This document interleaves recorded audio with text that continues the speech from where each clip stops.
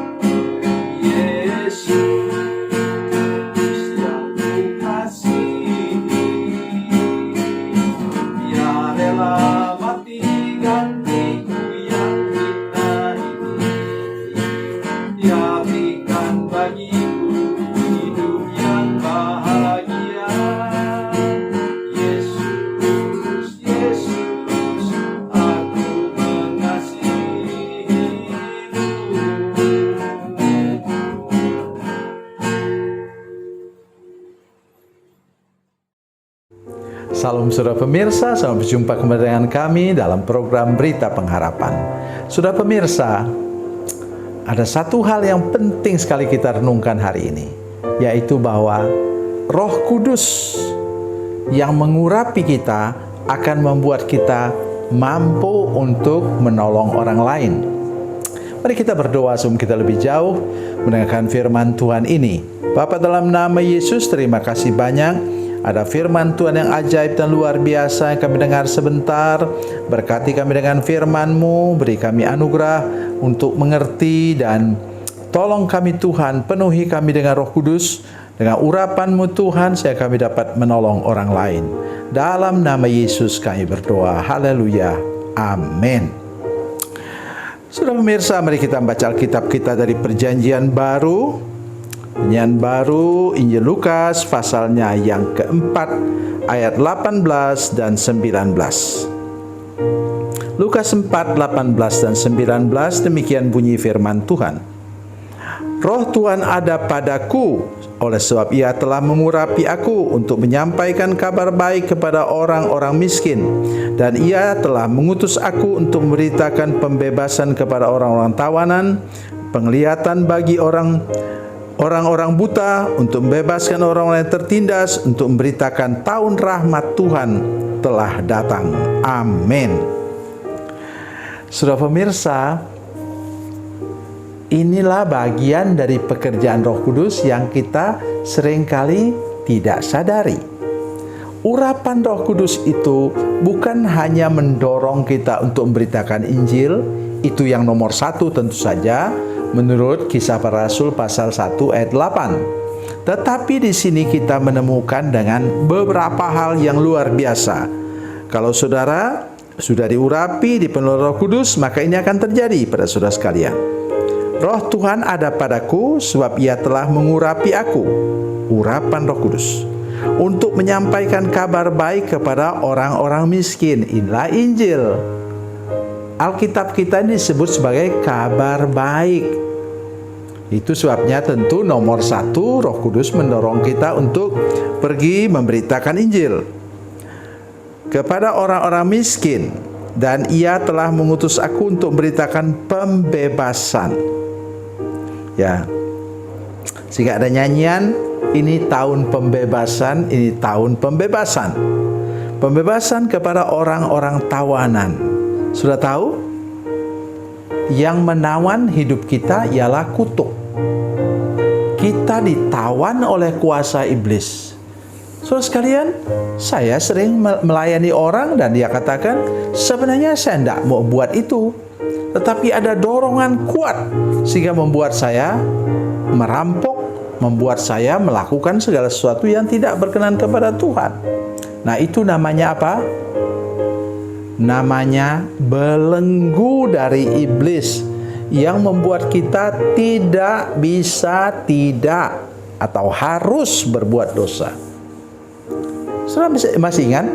Itu nanti silakan baca dari Kejadian pasal 4. Tuhan sudah memberitahu kepada Kain.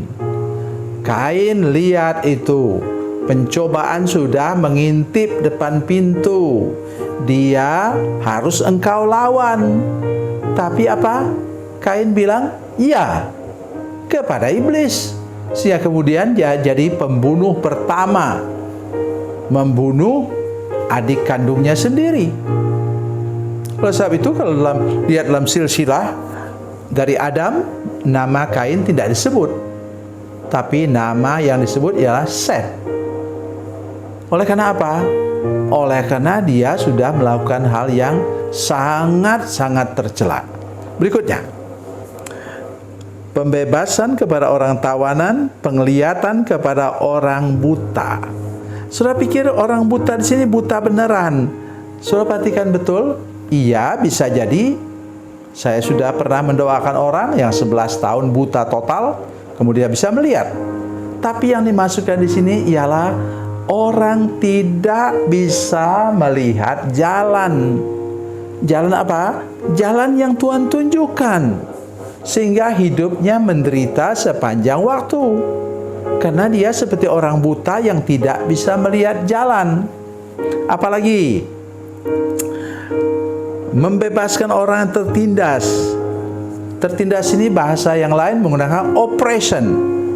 Oppress, membuat kita menjadi stres. Hidup kita merasa tertindas terus-menerus, padahal tidak ada yang menindas kita. Itu cara iblis membuat orang putus asa, depresi.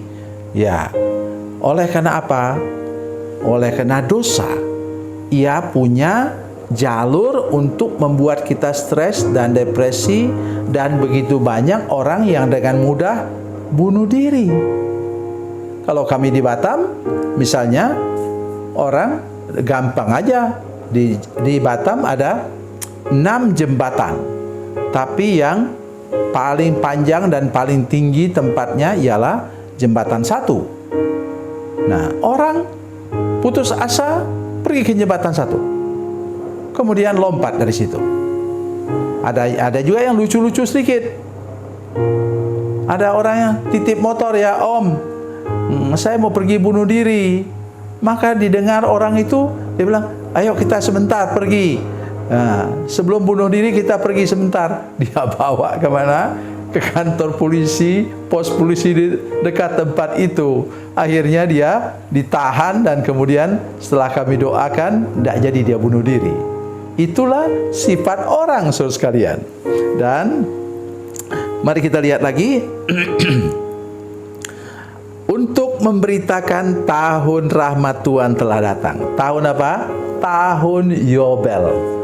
Ya, tahun Yobel itu ialah di mana orang dilepaskan dari semua hutang piutang, dilepaskan daripada semua ikatan perbudakan pada waktu itu. Saudara pemirsa, saya mengajak kita, mari sesudah kita mendengarkan firman Tuhan ini, kita katakan, "Tuhan, saya percaya tahun ini adalah tahun Yobel untuk hidup saya." Deklarasikan demikian rupa dan saudara akan mengalami keajaiban Tuhan, bahwa Tuhan akan memberi saudara tahun rahmat Tuhan, tahun anugerah Tuhan tahun ini. Saudara menjadi orang bebas hutang, bebas segala macam ikatan perjanjian dengan orang lain yang merugikan saudara-saudara sekalian, dan saudara akan mengalami kehidupan yang bebas, merdeka. Tuhan Yesus memberkati. Tuhan Yesus baik. Mari kita berdoa. Bapa, dalam nama Yesus, kami mengucap syukur atas firman Tuhan dan janji-Mu bahwa kalau Roh Kudus mengurapi kami, memenuhi kami, kami akan mengalami suatu kehidupan yang luar biasa, yang diberkati oleh Tuhan dan mengalami mujizat demi mujizat setiap hari. Terima kasih Tuhan. Dalam nama Yesus kami berdoa. Haleluya. Amin.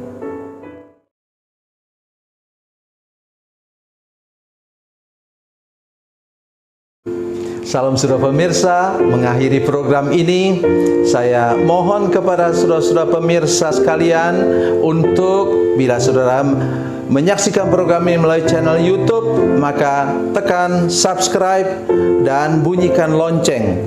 Dan bila saudara menyaksikan program ini melalui channel Facebook, tolong saudara-saudara sekalian tekan like dan juga komen.